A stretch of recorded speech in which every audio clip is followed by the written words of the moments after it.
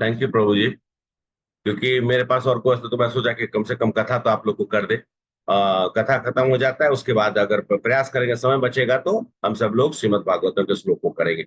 तो उन्होंने कहा कि जो मूर्ख हैं, जो बात धार्मिक तत्व के ऊपर प्रश्न करते हैं, नास्तिकता को जो प्रमाणित करते हैं, तो निश्चित है कि ऐसे व्यक्ति का विनाश होता है। लेकिन पुण्य कर्मों के लगने से, पुण्य कौन सा? भगवान के सेवा में, भगवान का भक्ति करने, जो निश्चय पूर्वक उत्थान एकादशी का पालन करता है, उसे 100 जन्मों से पापों की मुक्ति हो जाती है। और इस तरीके से हमारे भूत, वर्तमान, भविष्य की आने वाली पीढ़ियां भी, उनको वैकुंठ की प्राप्ति होती है। इसलिए कहा जाता है कि हर घर में अगर एक कृष्ण भक्त हो, दस तो फिर नरक लोग जो है, यमलोक में लाइन नहीं लगेगा। हाँ। हे नारद, जो भी कार्तिक मास में विष्णु भगवान की पूजा तथा एकादशी व्रत का पालन नहीं करता, उसके सभी सभी प्रकार के जो कर्म है या पुण्य, वो सभी नाश हो जाते हैं। इसलिए निश्चित रूप से हर एक को कार्तिक मास में विष्णु भगवान की उपासना जरूर करनी चाहिए। वैसे तो हम सब लोग हमेशा ही करते हैं। इस मास में अन्य द्वारा बनाए गए अन्न खाने से चंद्रमा की पुण्य की चंद्रमा ने कुछ ऐसा किया था जो भगवान को प्रेरणा मिली, और भगवान अंततः चंद्रवंश में प्रकट हुए। तो इस तरह का जो भगवान को आप लोग प्रेम से अगर इस करते हैं, तो इस तरह का भी आपको प्राप्ति हो सकती है। ऐसा ब्रह्मा जी बताते हैं। कार्तिक मास में जो भगवान विष्णु के गुणों का, लीला का,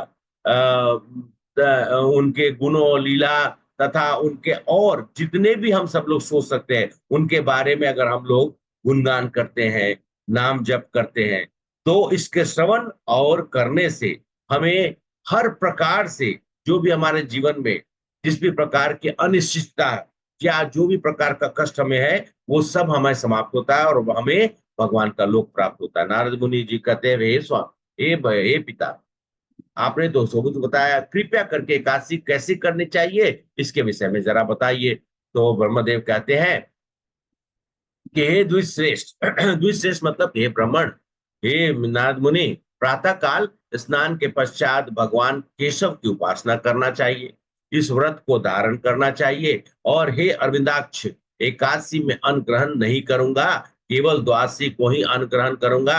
हे अच्युत, कृपा करके मेरी रक्षा करे। ऐसा हम सब लोग को प्रण करना चाहिए। क्या प्रण करना चाहिए?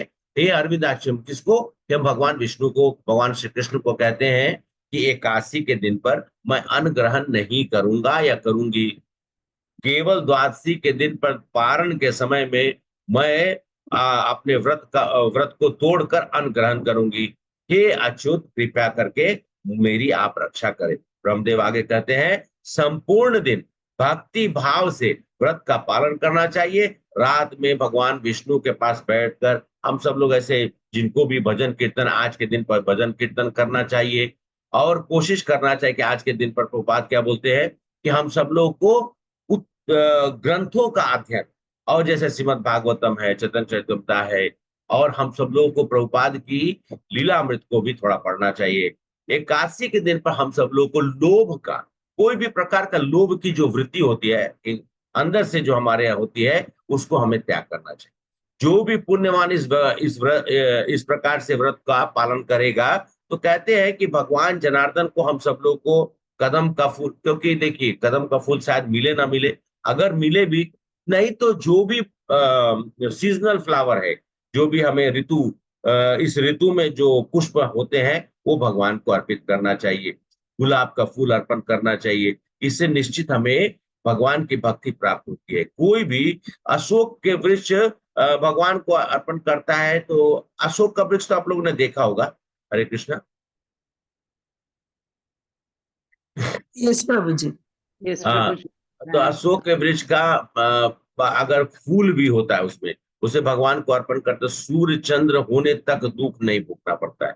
कभी भी आपको दुख के, समी समी का पेड़ हम सब लोग यहाँ पे उसको क्या बोलते हैं, जिम चट्टा क्या बोलते हैं तेलुगु में? जम्मी चट्ट प्रभु जी। जमी चट्ट। तो वो समी, हम उधर में समी बोलते हैं। समी के जो पत्ते होते हैं, छोटे छोटे पत्ते होते हैं, उसको जो भगवान की पूजा करता है उसे यमराज का दंड भी नहीं मिलता है। और कहते हैं कि भगवान के विष्णु की जो पूजा चंपक के फूलों से इत्यादि, ये फूलों के बारे में वर्णन किया गया है। लेकिन आप जो भी फूल अर्पित करिए, मतलब कृत्रिम तरह का फूल नहीं, जो भी थोड़ा थोड़ा उसमें सुगंध हो भगवान को, उसमें वो अर्पित करिए। आपको किसी भी भौतिक दृष्टि से कोई भी चीज जो आपको परेशान करता हो, या आपके मन में, जैसे हम सब लोग नाम जप करते हैं तो हमारे अंदर में कुछ ना कुछ भावनात्मक रूप से हमें विघ्न बाधा पैदा करता है, वो सब समाप्त होगा। और इस तरह से सहस्त्र कहते कि अगर कमल का फूल मिल जाए तो भगवान जगन्नाथ जी का, आज विशेषकर जगन्नाथ जी के यहाँ पर भी बड़ा भीड़ हो। और भगवान को अच्छा, श्वेत द्वीप मैंने किसके बारे में बोला था? भगवान का एक द्वीप है, जैसे जैसे गोलोक बोलते हैं, उसी के बगल में मैंने कहा था श्वेत द्वीप। आप लोग सुने थे या नहीं? अच्छा, श्वेत, हाँ, यस यस, थैंक यू माता जी। आप ये देखिए, कभी श्वेत द्वीप में भगवान चैतन्य महाप्रभु की लीलाएं चल रही है, इसलिए भगवान कृष्ण और चैतन्य महाप्रभु कोई अलग नहीं है, से ही कृष्ण, से ही जगन्नाथ, से ही महाप्रभु। तो ये दुश्रेष्ठ एकादशी का रात को जागरण करना, जब हम सब लोग अगर करते हैं, बहुत लोग इसको करते भी हैं। आप गांव में आज भी जाएंगे तो आज के दिन पर कीर्तन इत्यादि सब जो वो रात भर चलता है। तो और द्वादशी के दिन पर भगवान विष्णु का पूजन करते हुए, अगर हमें यथासंभव ब्राह्मणों को, हम सब लोग को दान दक्षिणा या भोजन कराकर अपने व्रत को पूर्ण करना चाहिए। क्षमता के अनुसार अपने आध्यात्मिक गुरु की पूजा करते हुए, अपने शिक्षा गुरु हैं हमारे, जो दीक्षा गुरु है, अगर नहीं है तो हम दीक्षा गुरु, तो हमारे जो भी शिक्षा गुरु जो आपके जीवन में योगदान दिया है भक्ति में आगे प्रगति करने के लिए, उनका हमको उपयुक्त रूप से, मतलब आप मन से भी प्रार्थना कर सकते हैं, उनका आशीष ले सकते हैं, उनको प्रणाम कर सकते हैं। इससे भगवान बड़े प्रसन्न होते हैं। तो इस तरह से देव उठान एकादशी का जो महिमा है, आप सब लोगों ने सुना। मैं प्रयास करूंगा अभी आप लोगों को भागवतम का वो श्लोक कम से कम कंप्लीट कर लेते हैं, थोड़ा 2-4 मिनट और लगेगा, जब तक गोवर्धन प्रभु ज्वाइन करते हैं। गोवर्धन प्रभु शायद ज्वाइन नहीं किए हैं। 1 मिनट। आज हम लोग 14 श्लोक करेंगे, ठीक है? यस प्रभु। यस माता जी। मेरे साथ बोलिए। आपना संस्मृतम घोराम, आपना संस्कृतं घोराम् यन्नामा विश्वसो गृणान्, यन्नामा विश्वसो ज्ञान तत्सत्यो विमुच्यता, तत्सत्यो विमुच्यता। बोलिए। विमुच्यते। हरे कृष्ण, हरे कृष्ण। तथा सत्य मुच्येता, तथा सद्यो विमुच्येता। यद विवेति स्वयं भयम्, यद्विवेति स्वयं अपना संस्मृतं घोराम्, आपन्नं संघोरम् यन्नामा विश्वसो गृणान्, यन्नाश्वसो गृणान्। सत्य विमुच्येता, तत्सद्यो विमुच्येता। यद विवेति स्वयं भयम्, यद्विवेति स्वयं अपना संस्मृतं घोराम्, यन्नामा विश्वसो गृणान्, तथा सत्य विमुच्येता, यद विवेति स्वयं भयम्। आपना संस्कृतं घोराम् यन्नामाविभूतो गृणान् तथा विमुच्येता यद्विवेति स्वयं भयम्। तेलुगु ट्रांसलेशन माता जी, जी हरे कृष्ण। फास्ट। ఘోరమగు జన్మ మృత్యుల వలలో చిక్కియుండేడి జీవులు భయముకే భయము కలిగించు పవిత్రమైన శ్రీకృష్ణ నామమును వివస్వతమును ఉచ్చరించినను शीघ्रమే मुक्ति नొందగలరు। हरे कृष्ण प्रभु जी, थैंक यू। हरे कृष्णा। हिंदी में पढ़िए माता जी, जब प्रभु जी कोई पढ़िए, जल्दी पढ़िए। हरे कृष्ण। हाँ, पढ़िए पढ़िए जल्दी से। जो जीव जन्म और मृत्यु के जटिल जाल में उलझने हुए हैं, वे अनजाने में भी कृष्ण के पवित्र नाम का जप करने के तुरंत मुक्त हो सकते हैं, क्योंकि कृष्ण का नाम साक्षात बाई से भी भयभीत करता है। जय कृष्णा। थैंक यू माता जी, थैंक यू। ओम नमो भगवते वासुदेवाय। ओम नमो भगवते वासुदेवाय। ओम नमो भगवते वासुदेवाय। ओम नमो ओ भगवते भगवते वासुदेवाय। वासुदेवाय। ओम नमो भगवते वासुदेवाय। ओम नमो भगवते भगवते वासुदेवाय। वासुदेवाय। नारायण नमस्कृत्य नारायण नमस्कृत्य नरं चैव नरोत्तमं नरं नरं चैव चैव नरोत्तमं देवीं नरोत्तमं सरस्वतीं व्यासं देवीं देवीं सरस्वतीं सरस्वतीं व्यासं ततो जयमुदीरये। ततो जयामुदीरये। श्रद्धाय भद्रेषु जय भद्रेषु नित्यं भागवत सेवया नित्यं भागवत सेवया भक्ति उत्तम श्लोके भक्ति श्लोके भक्ति बन इष्ट की। भक्ति फलैषिकी। कृष्णाय वासुदेवाय कृष्णाय वासुदेवाय देवकी नंदनाय च देवकी नंदनाय च नंद गोपकुमाराय नंदगोपकुमाराय वृंदाय नमो नमः। गोविन्दाय नमो नमः। तो हम सब लोग, एक छोटा श्लोक है इस मतलब श्लोक छोटा नहीं, श्लोक तो पूर्ण है, लेकिन थोड़ा इसका विवेचन, थोड़ा समय भी कम है। तो हम सब लोग देखिए, कहा गया है इसमें, बहुत जरूरी है समझने के लिए। यहाँ पर क्या, भगवान के नाम की महिमा, भगवान के नाम की महिमा के बारे में यहाँ पर चर्चा की जा रही है। जो जीव जन्म मृत्यु के जटिल जाल में उलझे हुए हैं, वे अनजाने में कृष्ण के पवित्र नाम का जाप करने से तुरंत मुक्त हो जाते हैं। कृष्ण का नाम साक्षात भय से भी भयभीत होता है। कहा जाता है कि स्वयं महाकाल भी भगवान से भयभीत होते हैं। अजामिल, महाकाल, महाकाल भी भगवान के नाम से भयभीत होते हैं। देखिए, अजामिल का क्या हुआ, उसने एक बार भगवान का नाम, अच्छा ठीक है पुत्र का नाम ही बोला, लेकिन उसने बोला नारायण, क्या हुआ, उसको भी मुक्ति मिली।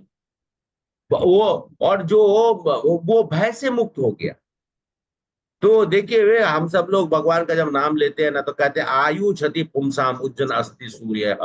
सूर्य जैसे सूर्य उदय अस्त होते रहता है, उदय होते अस्त होते हैं, लेकिन आयु हमारी भी जैसे जैसे आगे बढ़ती है, हमारा भी एक न एक समय के बाद हम सब, हमारे शरीर का अस्त हो जाता है। लेकिन भक्ति का के बारे में क्या कहा गया है, भगवान क्या, अच्छा भगवान, आप लोग गीता का कोई श्लोक याद आ रहा है क्या? चलो ठीक है। काल भी, कहते हैं काल भी भक्ति का कुछ नहीं कर सकता है। काल, आप लोग भगवान शायद कालो अस्मि क्षय प्रवृत्तो, क्या बोलते हैं, जब काल बीतता तो भक्ति, आप ये, अच्छा ये बताइए, अभी मान लीजिए आप भक्ति कर रहे हैं, अभी आप भक्ति कर रहे हैं, और काल जो है वो अपना समय के साथ चल रहा है, क्या आपका भक्ति विनाश हो जाएगा काल के साथ साथ में? नहीं प्रभु जी। एक ही चीज है जिसका कभी भी विनाश नहीं होता हुआ। अब मान लिया जाए कि मलेश प्रभु जी ने भक्ति, मलेश प्रभु है क्या? हरे कृष्णा, ओके। यस प्रभु जी, धन्यवाद। हाँ, मलेश प्रभु का ही आवाज था, मैं थोड़ा कंफ्यूज हो गया। तो मलेश प्रभु जी ने भक्ति रोक दिया, ऐसे वैसे रोकेंगे नहीं, मान लिया जाए कि भक्ति रोक दिया, तो क्या भक्ति उनकी चली जाएगी या वो रहेगी? रहेगी प्रभु जी, रहेगी। नेहा विक्रम स्वस्ति। हाँ विक्रम, हाँ ठीक है माता जी, आपने कालो। तो इसलिए कहा गया है कि भक्ति एक बार शुरू कर दिया ना आपने, तो वो रुकने वाला नहीं। जब तक आपने नहीं शुरू किया तब तक तो वो चलता है, लेकिन जैसे ही आपने शुरू कर दिया तो वो भक्ति रुकता नहीं है। आदमी, काल का प्रभाव भक्ति पे होता ही नहीं है, और ना कोई भक्त उससे प्रभावित होता है। माता जी बोलिए श्लोक, क्या बोले विक्रमासी? हाँ बोलिए माता जी, बोल रहे श्लोक बोलिए। विक्रमण स्वस्ति प्रत्यवायो न विद्यते स्वल्पमप्यस्य धर्मस्य त्रायते महतो भयात्।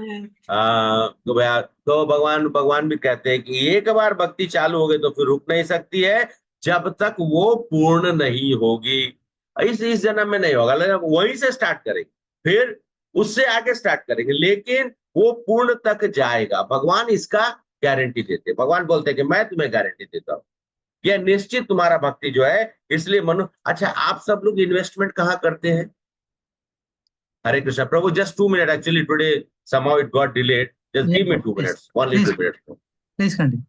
हाँ प्रभु, अब हम लोग where do we do the investment? कहाँ हम लोग इन्वेस्टमेंट करते हैं? बैंक बैंक में नहीं, पैसे बैंक में करते हैं ना। अरे जहां पर लाभ होगा वही इन्वेस्टमेंट करेंगे ना। यस प्रभु जी। अब मान लीजिए कि हम कुछ ऐसे जगह पे इन्वेस्टमेंट करें जहां पे कोई लाभ ही नहीं हो, where you do the investment there is no profit, what will happen? Will you like to invest? आप लोग क्या इन्वेस्ट करना चाहेंगे? नहीं करना चाहेंगे। तो उसी तरह से भक्ति भी वो इन्वेस्टमेंट है जो कंपाउंडिंग है, बढ़ता है, और वो सिंपल इंटरेस्ट नहीं है, कंपाउंड इंटरेस्ट है, एक्सपोनेंशियल रूप से ग्रो करता है, और वो रुकता नहीं है। अगर जहां रुक भी गया तो वहां से फिर आगे का वो गति पकड़ता है। इसलिए कहा जाता है जो भक्ति शुरू कर दिया ना, उसका कभी वो ऐसा नहीं होता कि उसका कभी नाश हो जाए या कभी विनाश है। वही भगवान बोलते हैं, भक्ति कभी भी विनाश होता ही नहीं है। हम सब लोग को बहुत ध्यान पूर्वक, यहाँ तक कि कहा जाता है कि यमराज भी डरते हैं भगवान श्री कृष्ण से। कृष्ण भगवान जब पहुंच गए किसके पुत्र को लाने के लिए? संदीपनी मुनि के पुत्र को लाने के लिए उन गुरु माता ने कहा था। तो यमराज बोले कि मैं नियम कैसे बदला? तो बोला नियम, भगवान का नियम मैंने बताया, मैं ही कह रहा हूं, तुम मुझे दो। भगवान के सामने यमराज भी डरते। ओके, बहुत बहुत धन्यवाद आप सब लोग का। तो हम लोग कल फिर करेंगे। आज आप सब लोग अभी गोवर्धन प्रभु आप लोग के साथ जुड़े हुए हैं, और आप सब लोग को फिर से एक बार इस उत्थान एकादशी की ढेर सारी शुभकामनाएं। व्रत करिए नियम अनुसार, और अपने व्रत को कल जो है पालन के समय के अनुसार आप उसका ये करिए। और साथ साथ में आज से हम सब लोग क्या है, बहुत सारे हमारे गुरु महाराज को बड़ा ही ये हमारे जो जयप्रकाश महाराज को बहुत ही प्रिय है। क्या है, क्या है?